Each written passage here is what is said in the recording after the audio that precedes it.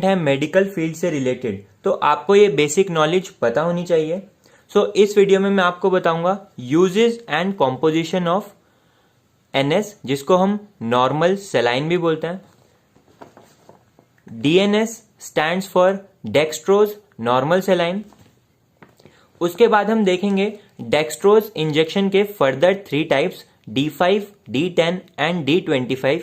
देखिए यहाँ पर D का मतलब है डेक्सट्रोज और ये जो 5 है ये क्वांटिटी बताता है डेक्सट्रोज इंजेक्शन की इस आईवी फ्लूइड में। उसके बाद हम पढ़ेंगे रिंगर लैक्टेट सॉल्यूशन के यूजेस एंड कॉम्पोजिशन, और लास्टली हम देखेंगे स्पेशल आईवी फ्लूइड जिसको हम आइसोलाइट पी या फिर लेक्लाइट पी भी बोलते हैं।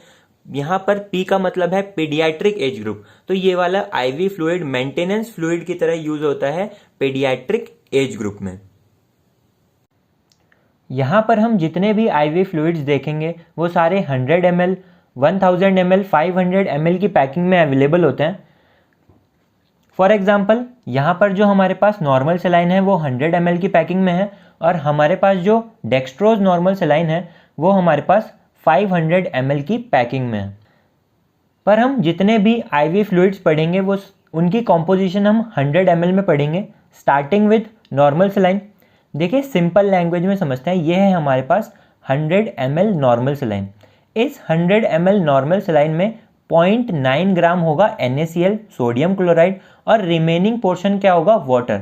और ये वाटर सिंपल वाटर नहीं होता, हाई क्वालिटी डिस्टिल्ड वाटर होता है विदाउट सिग्निफिकेंट कंटैमिनेशन, जिसको हम बोलते हैं वाटर फॉर इंजेक्शन। तो देखिए आप अगर इस पैकिंग में देखेंगे यहाँ पर लिखा भी है each 100 ml contain sodium chloride 0.9 gram and water for injection QS। अब ये QS क्या है? QS stands for quantum satis. Quantum satis का मतलब होता है amount which is enough. Next हम देखेंगे नॉर्मल सेलाइन के यूजेस। फर्स्ट यूज है इसका यूज्ड इन डिहाइड्रेशन।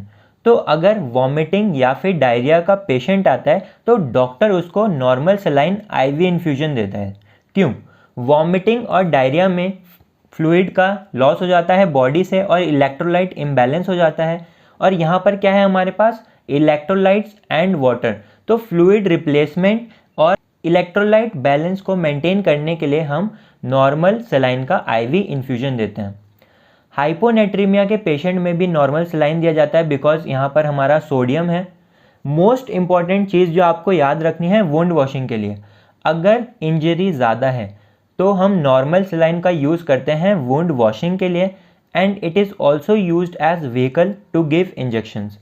जो हमारे कंसनट्रेटेड इंजेक्शंस होते हैं या फिर जिन इंजेक्शंस को हमें स्लो आईवी देना होता है तो हम क्या करते हैं, नॉर्मल सेलाइन में उस सिरिंज की हेल्प से उस इंजेक्शन को ऐड कर देते हैं, देन ये नॉर्मल सेलाइन हम पेशेंट को दे देते हैं।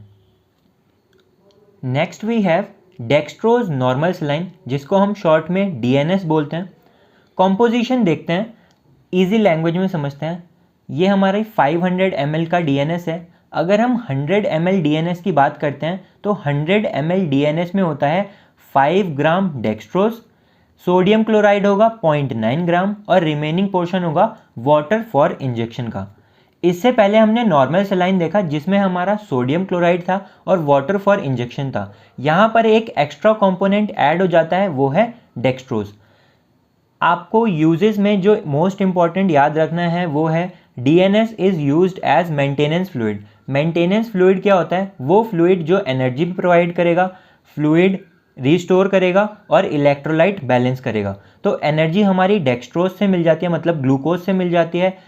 Fluid replacement water for injection से हो जाता है, और इलेक्ट्रोलाइट बैलेंस सोडियम क्लोराइड से हो जाता है। हाइपोग्लाइसीमिया के केस में, क्योंकि यहाँ पर हमारा डेक्सट्रोज है तो हाइपोग्लाइसीमिक पेशेंट में हम ये यूज़ करेंगे, और इसको हम डिहाइड्रेशन में भी यूज़ करते हैं।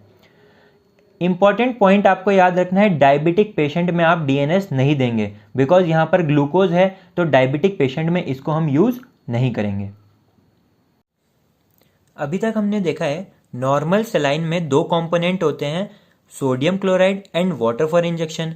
DNS में 3 कंपोनेंट होते हैं, dextrose, sodium chloride and water for injection. अब हम देखेंगे जो डेक्सट्रोज इंजेक्शन होता है उसमें दो कंपोनेंट होते हैं, dextrose and water for injection. यहाँ पर हमारा third component sodium chloride absent होता है। अब जो हमारे डेक्सट्रोज इंजेक्शन आते हैं वो तीन फॉर्म में आते हैं, D5, D10 और ये D25। अब ये D5, D10, D25 क्या बता रहा है? D5 बता रहा है 100 ml D5 में डेक्सट्रोज का अमाउंट होगा 5 ग्राम और वाटर फॉर इंजेक्शन QS होगा। D10 में डेक्सट्रोज 10 ग्राम होगा और D25 में 25 ग्राम होगा। देखिए जैसे यहाँ पर हमारे पास है डेक्सट्रोज इंजेक्शन D25, तो यहाँ पर डेक्सट्रोज का अमाउंट कितना है? 25 ग्राम and water for injection QS। अब हम इनके यूजेस देखते हैं। जिन पेशेंट्स में हमें फ्लूइड रेप्लेनिशमेंट कराना है और कैलोरिक सप्लाई मतलब एनर्जी प्रोवाइड करानी है, लेकिन हमें इलेक्ट्रोलाइट बैलेंस नहीं कराना, उन पेशेंट में हम डेक्सट्रोज इंजेक्शन का यूज़ करेंगे। हाइपर नेट्रेमिक पेशेंट में हम डेक्सट्रोज इंजेक्शन का यूज़ करेंगे, वहाँ पर हम नॉर्मल सेलाइन NS या फिर DNS नहीं यूज़ कर सकते बिकॉज वहाँ पर हमारा सोडियम क्लोराइड होगा। तो हाइपर नेट्रेमिक पेशेंट में डेक्सट्रोज इंजेक्शन का यूज़ करेंगे। Next is Ringer lactate solution, जिसको हम शॉर्ट में RL भी बोलते हैं। मेन पॉइंट्स क्या हैं इसके यूजेस?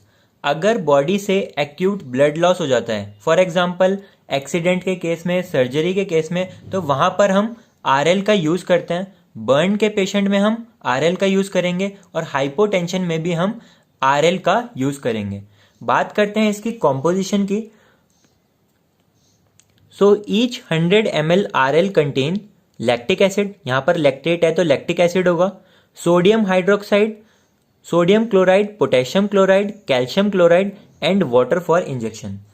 कॉम्पोजिशन आप याद कर सकते हैं, लैक्टिक एसिड होगा 0.24 ml, sodium hydroxide 0.115 gram, sodium chloride 0.6 gram, potassium chloride 0.04 gram, calcium chloride 0.027 gram and water for injection QS।